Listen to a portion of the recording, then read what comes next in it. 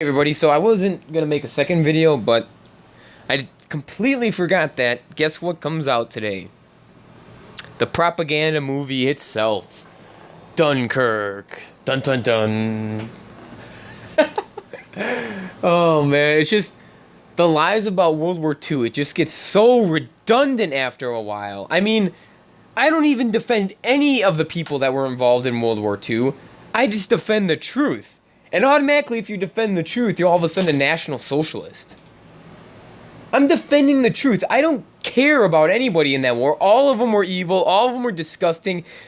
Millions of people got slaughtered because of this. And all you care about is pointing fingers at people and saying, you subscribe to a certain ideology when I don't. So, what did I say? I made a prediction video about this. Actually, I think it was my first video ever. I'm almost positive it was my first video ever.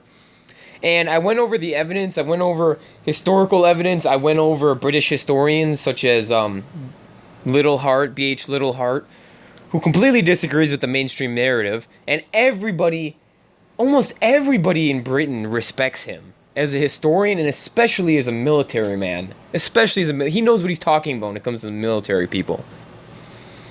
He even points out what I said in the video. The fact that Hitler did love the British Empire. He admired it. If you read Mein Kampf or Hitler's second book, you would understand that he wanted to emulate the British Empire. Not in the sense that he wanted to emulate them in having all these different colonies and controlling all this different territory. He just wanted to emulate the way they held on to their power with such a little amount of people, and they kept influence in Europe. They kept hegemonic control of Europe. And that's all they wanted. Germany wanted to be the new Britain, and they wanted Britain to work with them. Because he thought it was another great nation like Germany. And he thought that they were basically second cousins. Look this up. I'm not just spewing arbitrary nonsense. I don't just do that, because if I do, then somebody can come on these videos and refute me, and I look like an idiot, and then I lose all these subscribers. Why would I do that? But anyways, like I said, what this whole event came down to, Operation Dynamo, what it came down to was a bunch of different factors. You can't just say it was one thing or another, but what the mainstream historians, the lying historians will tell you, the court historians, the History Channel historians, what they'll all say is, oh, what it was Germany's armored units were so far ahead of their infantry, they had them halt and the infantry catch up to them. That's why this happened. No, it didn't. Let's be honest here. The Germans knew that the British were abandoning all of their armor and all of their equipment and guns and just getting out of town. The British were waiting there on the beach. They weren't going to fight back against tanks. They didn't have the equipment to do so. So even if the infantry wasn't there, the tanks would have smashed the rest of the BEF. Smashed them to pieces. They wouldn't have stood a chance. And then guess what? As the armor is engaging in the infantry, the German infantry would have caught up eventually. And by then, Göring's Air Force was all over them, obviously already dropping bombs on them. And obviously the bombs weren't very effective because they were on a beach. It wasn't concrete where it could explode and, you know. But then again, like I said, I've done so much research into World War II, none of this stuff surprises me anymore. It really doesn't. I literally, back in the day, would watch the History Channel and just get so frustrated. I want to just pull my hair out at the lies that these people get to promote for their own selfish needs, whatever it is, whatever the lies that they need to promote are. It's usually to mitigate the fact that the British were scumbags in World War II, and so were the Americans. And obviously the Russians were. I don't think really anybody's defending them except for the idiot neo-Stalinists out there.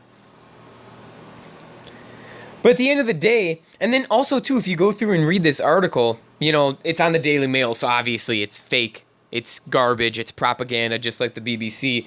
But he basically says that nobody envisioned the type of mechanical warfare, or we weren't prepared for it. Oh, really? Because not only was B.H. Littlehart pushing for a more mechanized force back in the day, before the war started, so was, who's that? Another historian who's also a major. Oh, yeah, J.F.C. Fuller did too. Yeah, if you know anything about history, you would know that those two have been advocating for a mechanized armored division and a mechanized BEF force for years before World War II happened. But the British were too worried about the Air Force. That's all they cared about before the war. And like I said, fact check everything I just said. Look it up. Look up JFC Fuller and see what he said. He wanted lighter tanks because he knew that the heavy tanks the British had, which they weren't technically heavy tanks back then, but they were heavier in the sense that they weighed a ton. And the German tanks were really, really light, and they actually had wheels on them instead of tracks, so they could get to places faster. That's why they had such an epic failure in Russia, because most of their tanks weren't using tracks. They were on wheels. So they get bogged down and stuck. And you have to sit there and try to get your armor out of a pit of mud. It's going to slow you down. It's going to slow down all of your operations all around. But anyways, I don't want to keep digressing to that. So, like I said, check out the video. What I claim in the video, I basically summarized here, that it's British exceptionalism, British nationalism. And of course, like I said, look it's a miracle. Oh, it's so... Jesus Christ came down and he granted the British a miracle. So what, so they could go slaughter millions of people in Europe? Give me a break. Daily Mail, you're pathetic. You're a joke. So, like I said, my prediction probably came true. I don't even know if I'll watch the garbage because I'll just be sitting there so frustrated that I can't even respond to these things and deprogram the people that are around me who are absorbing this and not even realizing that it's just lies upon lies upon lies. So thank you guys. Like I always say, I always appreciate all the support that you give me, and check out that video. Like I said, I was predicting this over a year ago.